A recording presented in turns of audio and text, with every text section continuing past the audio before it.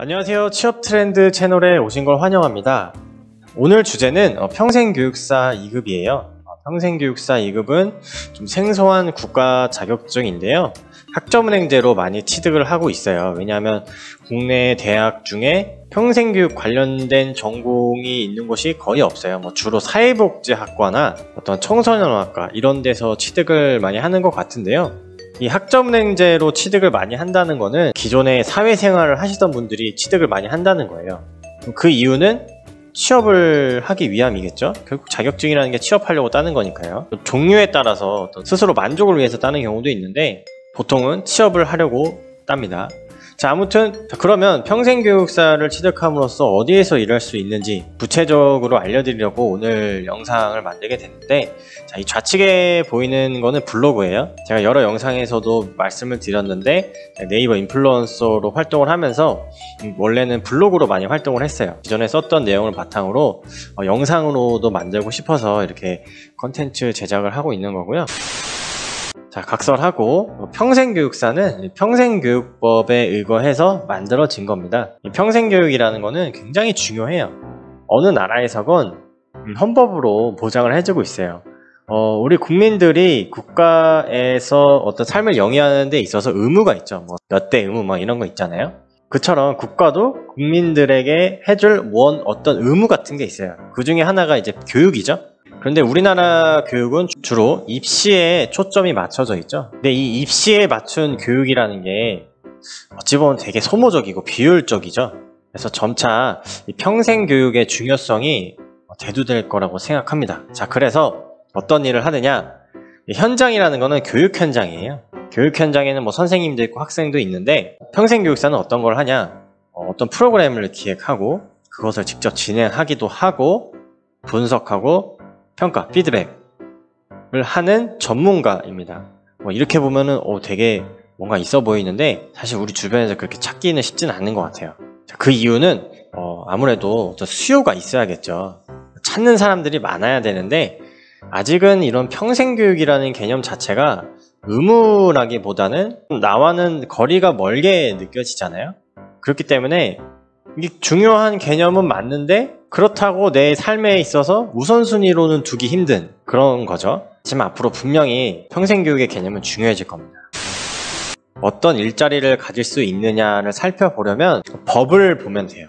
평생교육사는 국가평생교육진흥원에서 맡고 있는데요. 자격관리는 여기 보시면 배치 대상이라고 해서 그 배치 대상과 기준이 있어요. 그러니까 법적으로 필수라는 거죠. 이런 곳에서는 꼭 평생교육사 몇 명 이상을 둬야 된다라는 것인데, 여기 보시면은 첫 번째는 국가기관이에요. 다 국가기관이고, 두 번째는 장애인 평생교육시설, 요즘 많이 늘어나고 있어요. 이 장애인 평생교육시설은 한 명씩 꼭 둬야 된다고 합니다.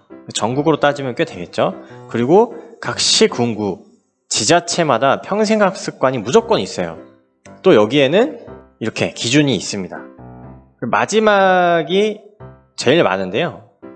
요새 평생교육시설이 굉장히 늘어나고 있어요. 평생교육시설이라고 하면은 학점은행제 교육기관이 아니라 그것은 밑에 있죠. 학점은행제 기관부터 설명을 드릴게요. 평생교육원, 사회교육원, 전산원, 미래지식교육원 되게 많아요.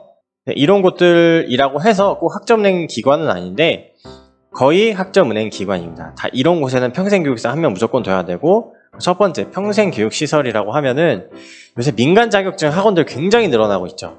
인터넷에 보면 무슨 협회, 무슨 자격진흥원 이렇게 해서 굉장히 많아졌는데, 그런 곳을 운영하려면 또 평생교육사를 꼭 한 명 둬야 됩니다. 그리고 마지막으로 타 법령에 따라 평생교육을 주된 목적으로 하는 시설, 법인 또는 단체는 또 갖춰야 된다네요. 그래서 딱 이것만 봤을 때도 어느 정도 필수로 배치를 해야 되는 인원이 있기 때문에 일자리가 이렇게 있고요. 물론 이것 외에도 민간 기업에도 평생교육사를 뽑는 곳이 있습니다. 근데 이것이 어떤 필수라기보다는 우대를 해서 뽑는 건데요. 주로 직업상담과 관련된 기업에서 그렇습니다. 이 직업상담 관련된 기업과 이 평생교육사 2급을 취득함에 있어서 공부하는 공부가 어느 정도 일맥상통하는 게 있어요. 자, 이렇게 취업 관련된 내용을 살펴봤고요. 지금부터는 간단하게 평생교육사 2급 취득 방법 살펴보면서 마무리 짓겠습니다. 이 세 가지를 갖춰야 돼요. 이 세 가지를 갖추면 자격증 신청이 가능합니다.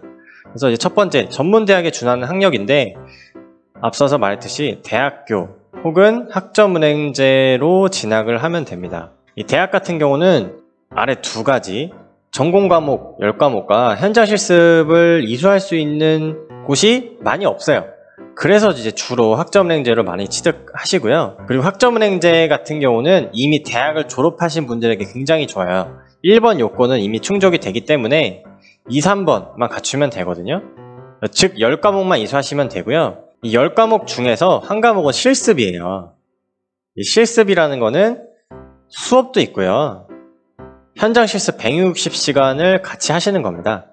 이거를 따로따로 보면 안 됩니다. 실습이라고 해서 그냥 현장 실습만 있는 게 아닙니다. 평생교육사 자격증은 사회복지사 자격증 체계와 좀 비슷해요. 겹치는 과목은 없어요. 때문에 기존의 사회복지사 자격증이 있는 분들은 이해하기 좀 쉬울 겁니다. 자, 오늘 이렇게 평생교육사 2급 취업부터 시작해서 취득 방법까지 간단히 살펴봤는데요.